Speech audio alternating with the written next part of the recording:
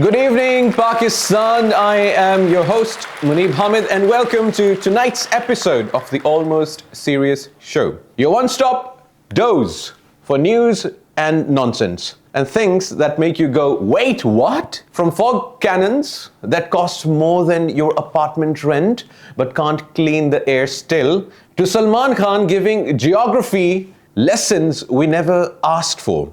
From 92 years old finding love, while our youth can't even find a rishta, to women taking over the CSS exams, and of course, Trump giving Modi life advice like confused uncle at a wedding. Yes, tonight we've got it all. The air might be toxic, politics might be chaotic, but the laughter is guaranteed, because if we can't laugh at this madness, then who will? Yes, so buckle up. It's going to be a bumpy, hilarious ride. So let's start with Punjab, Lahore. CM Mariam Nawaz is leading the province, and we've got a smog problem. So the great smog wash. Have you ever noticed? You surely notice how every winter, where air is thick, but the logic is even thicker. That's Lahore, right? So yeah, surely, that's nice. Lahore's got a new plan to fight smog.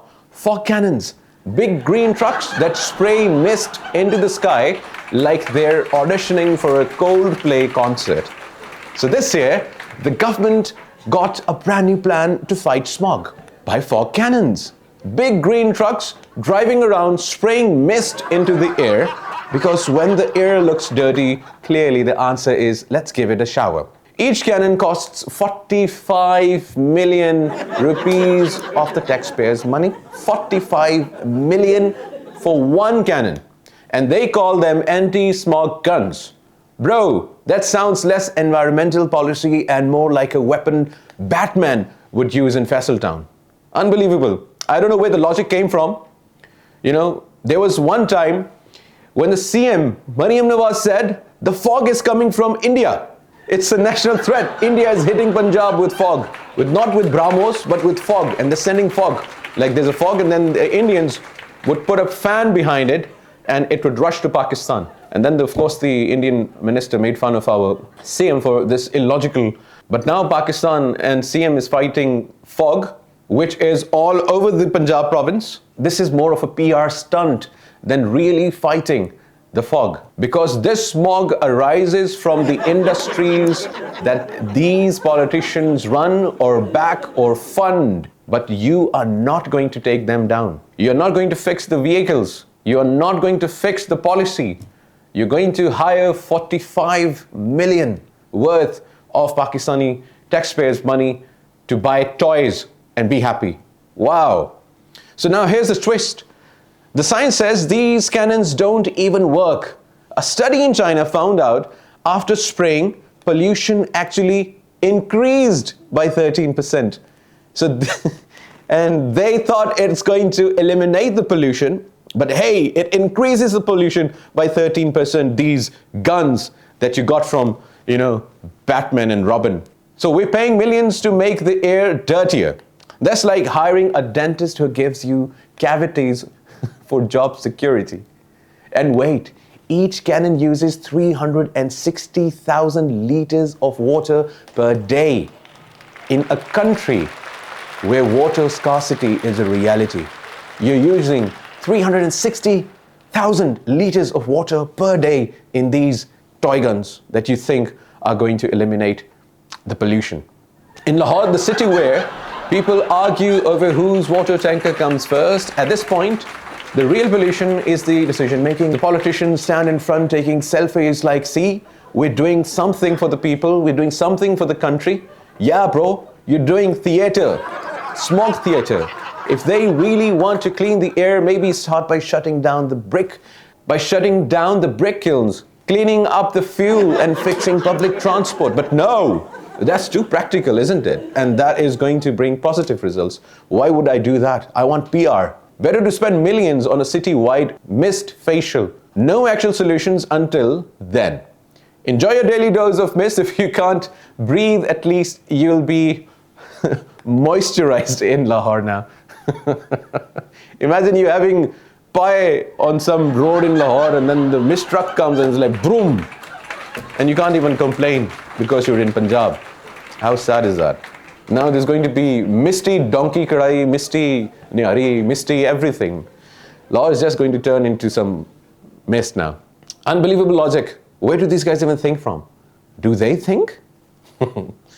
I know. I know a man who does not definitely think, and that name is Salman Khan. I recently saw a video of Salman Khan, an actor in India desperately trying to win a national award, desperately trying to win a Best Actor award since the start of his career, and has failed. So now he's taking on politics, and maybe he wants to jump into Modi's lap. So Salman Khan at an event, I don't know, in Saudi Arabia, who is our defense partner now. So he gave geography lessons. So you ever notice how every few months a Bollywood star says something about Pakistan, and suddenly Twitter becomes the United Nations General Assembly? This time it's Salman Khan. The man goes to Saudi Arabia, stands under 10 chandeliers and casually says, you know, there are people from Balochistan, Afghanistan and Pakistan. Why did you just separate Balochistan? Bro, if you can't locate Balochistan on a map, maybe don't try to rearrange it. And the timing always right before an election in India, like the clock works. It's almost like Bollywood PR and politics use the same scriptwriter. Why is it always Pakistan in the slip-ups? I mean, you're attending a film festival or a shadi in Saudi Arabia where, you know, the Arabs pay you millions of dollars just to take off your shirt and dance in front of the rich people like a mujra in Asan Alfaz. And then you stand up there like a geopolitical analyst, and then you're complaining, oh my God, we've got people from Balochistan, Pakistan. Oh yeah, you missed it. There were people from Khalistan sitting there too. There were people from Nagaland sitting there too. There were people from 36 different states who were demanding independence in India sitting there too. But I think you missed those people. Oh, I know why you missed it. Because you're a Muslim and you've got to survive in India by sitting in Modi's lap. I feel you and I pity you. And those words of the founder of Pakistan, Muhammad Ali Jinnah, keep hitting me back. The Muslims who are opposing Pakistan are going to, live the rest of their lives proving loyalty to Hindus. And Shah Rukh Khan is a misal example. Salman Khan is the latest example. And there are so many Muslims. We understand you. But remember, one day, these Hindus who are crushing the minorities in India, who are murdering Muslims in India for eating beef, while BJP is one of the largest exporters of Gau Mata. So in India, look at the hypocrisy. Indian government is one of the largest exporters of Gau Mata, their god in Hindu, with respect to the religion.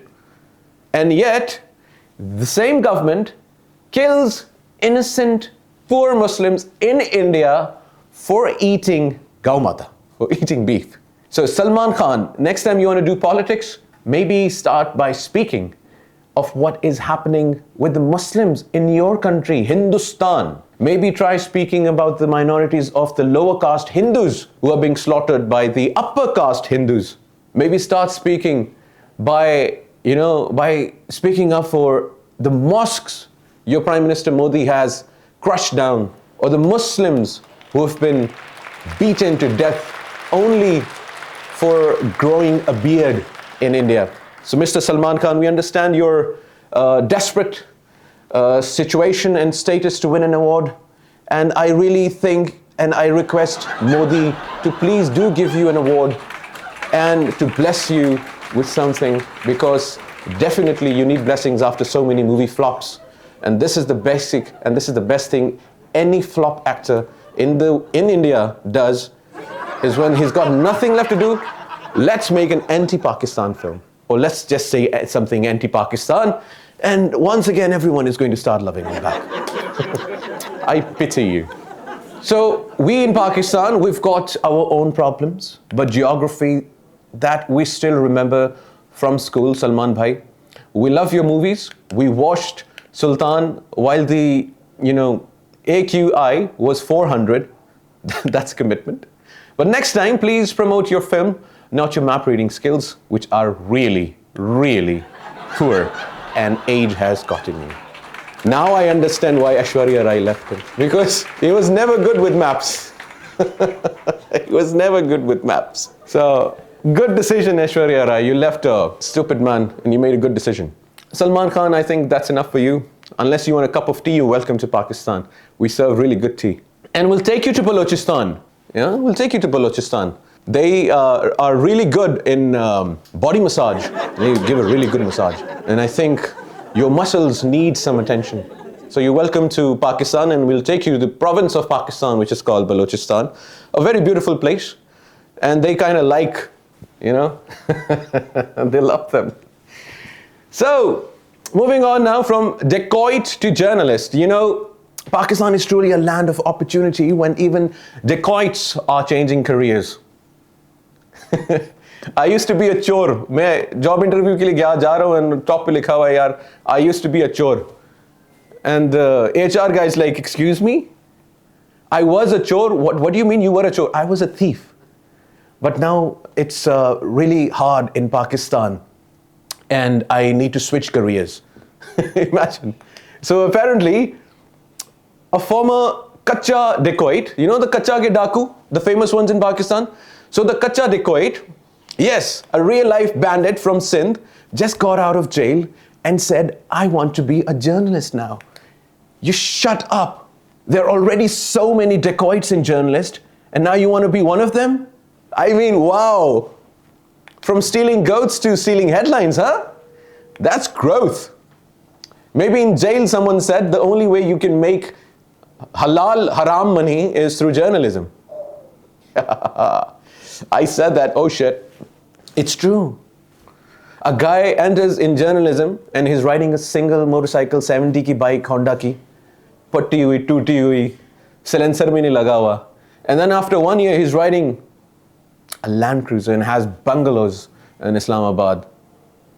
Maybe he saw the growth and someone told him about this growth in jail. And he was like, fuck, I've been stealing cows?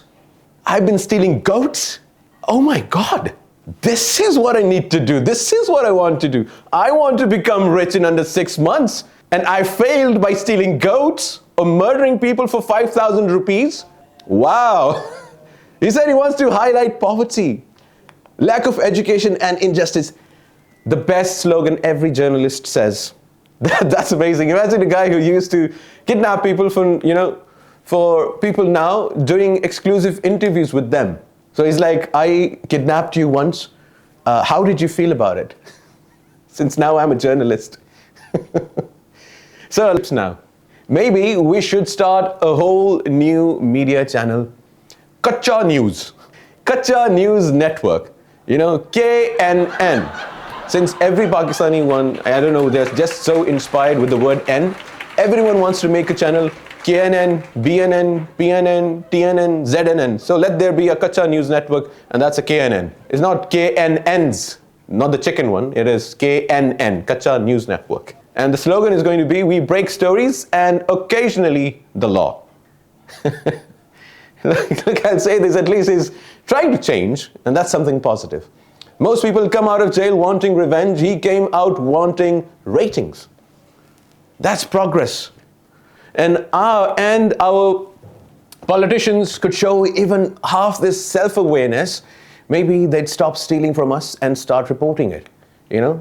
All of our politicians, mashallah, all of them have been to the political academy in Pakistan called jails.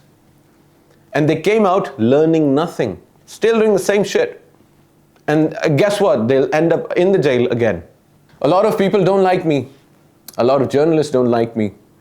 Now I understand why they don't like me. Wow. So this one, are you married? Are you married? Doob jao. How old are you? Doob jao. Double doob jao. You're 22 and you're not married, and there's an uncle who's 92 and he's just got married. 92! MashaAllah. The word 92 is God in Pakistan. Be it the World Cup or be it this uncle. He took my bride. Who knew? Maybe, you know, there are like 70% single people in Pakistan, speaking of the youth. And this guy took your girl from you. He's 92 and he just got wed. Hope he's alive though.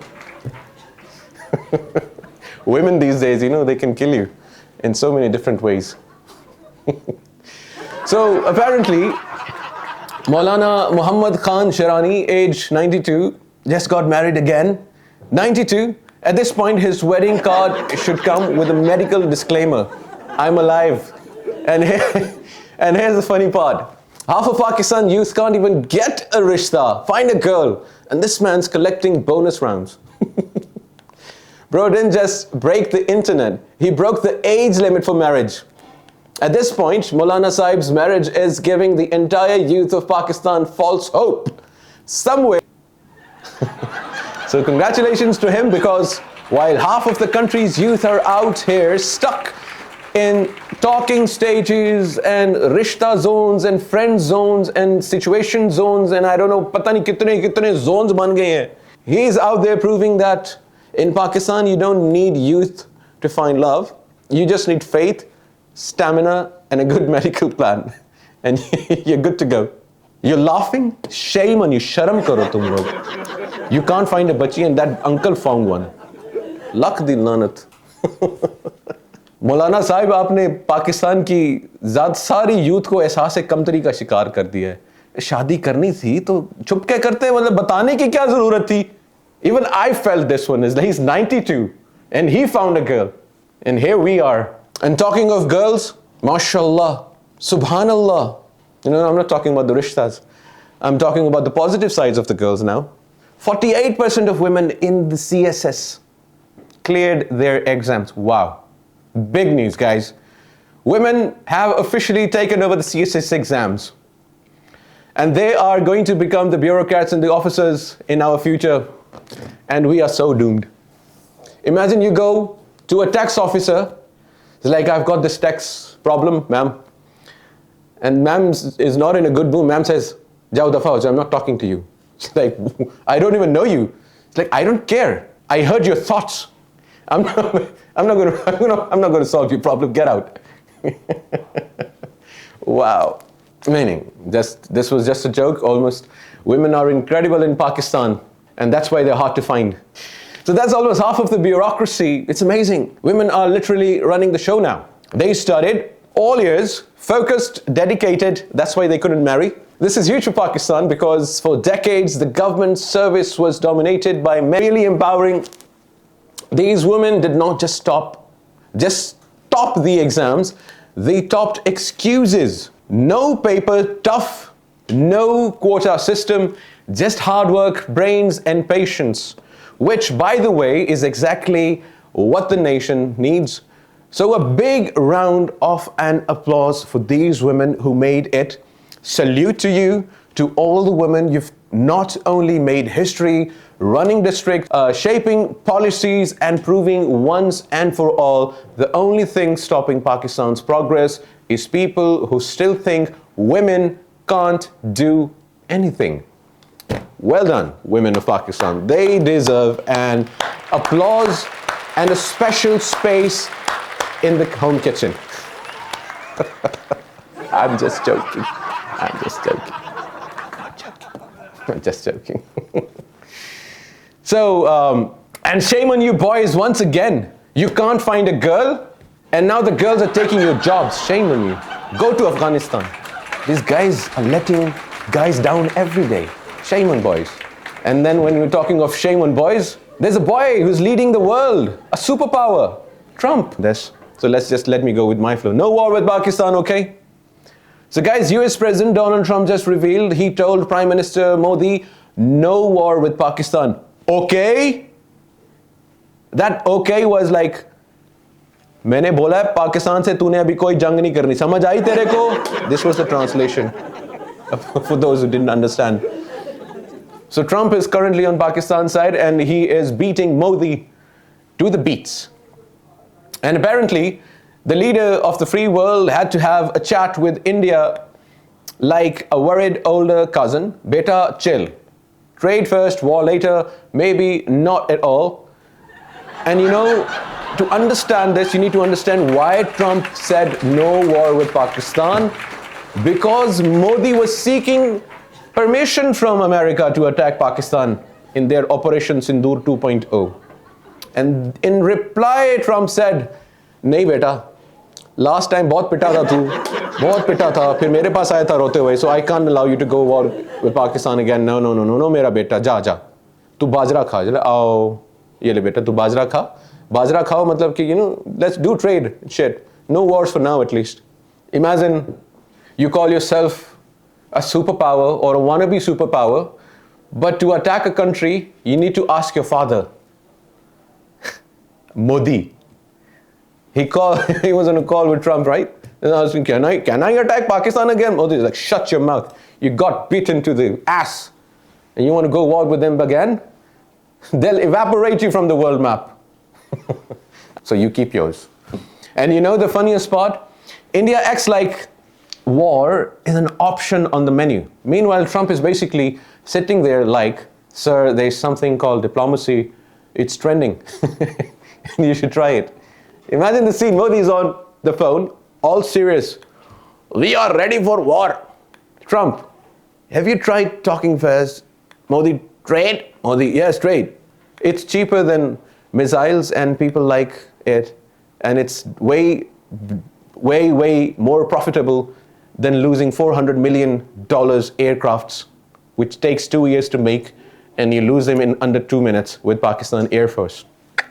So Pakistanis are sitting like, bhai, we've been surviving your threats for decades, calm down, we didn't even touch your Bollywood scripts yet. So there's a lot going, and people of Pakistan, you've done amazing, and you need to do amazing, and you need to be clearly amazing. So that's it for today, for tonight, folks.